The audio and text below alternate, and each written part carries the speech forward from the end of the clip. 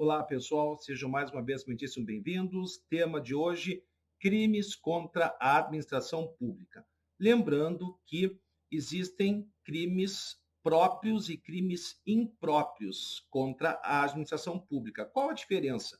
Primeiro que num crime funcional próprio, ele só vai ser crime quando e se praticado por funcionário público. O que significa isso?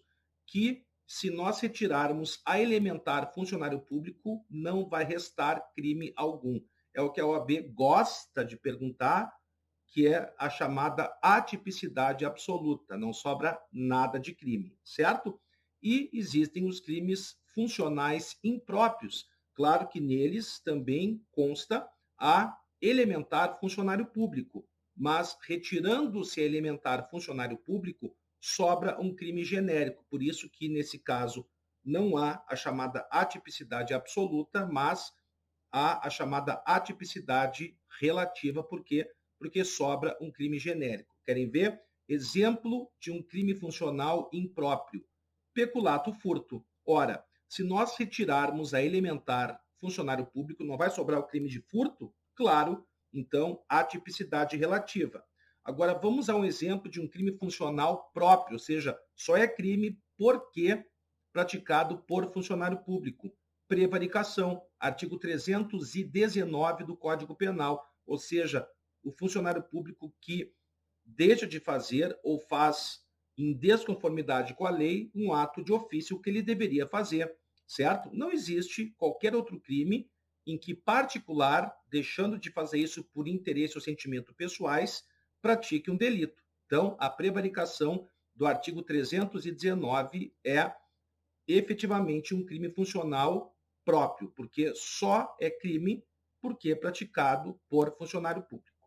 Galera, único crime culposo de todos esses crimes praticados por funcionários públicos contra a administração pública é o chamado peculato culposo.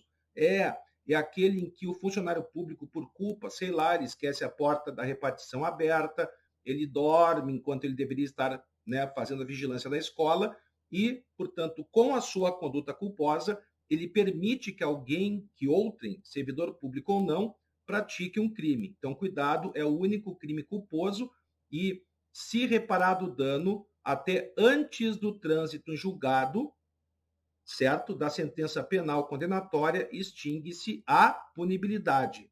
Se for depois, a pena é diminuída. É o único crime em que há esse benefício.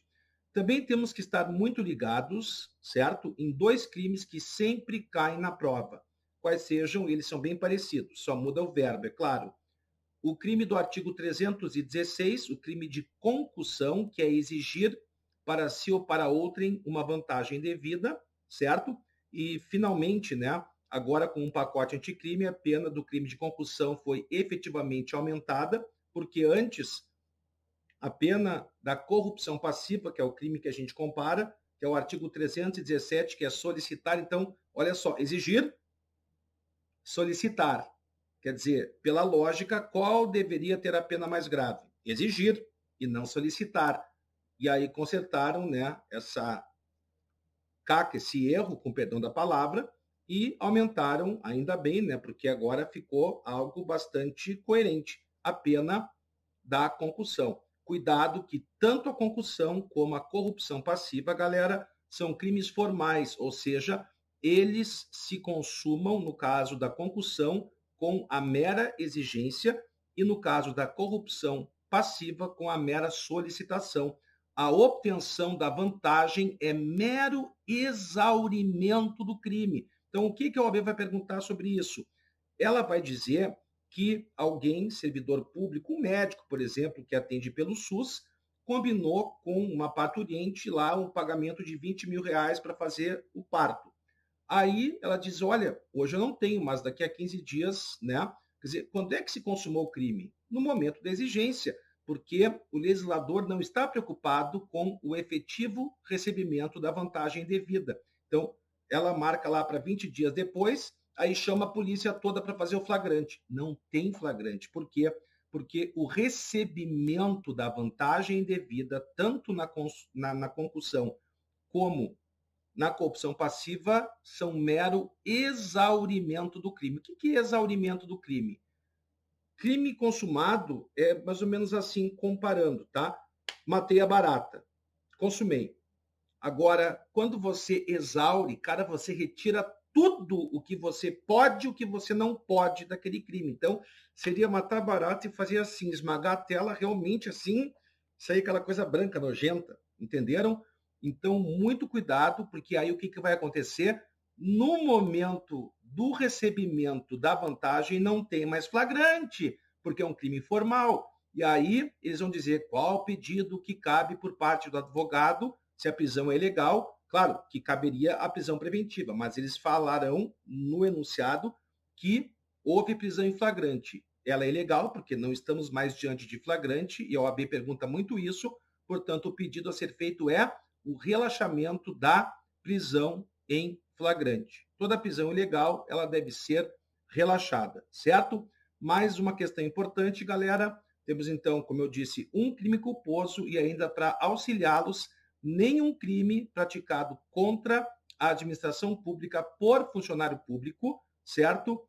Ele é praticado, nenhum é praticado mediante violência ou grave ameaça contra a pessoa. Portanto, se a pena comportar, é possível que haja a substituição da pena privativa de liberdade por restritiva de direitos. Muito importante.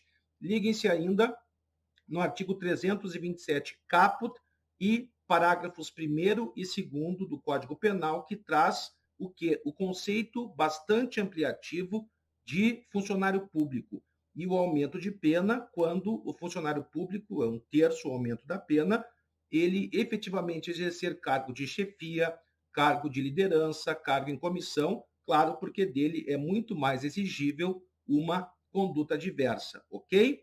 Isso, então, mais importante em relação aos crimes contra a administração pública e, claro, sempre são objeto de pergunta na OAB. Um beijo grande e até mais.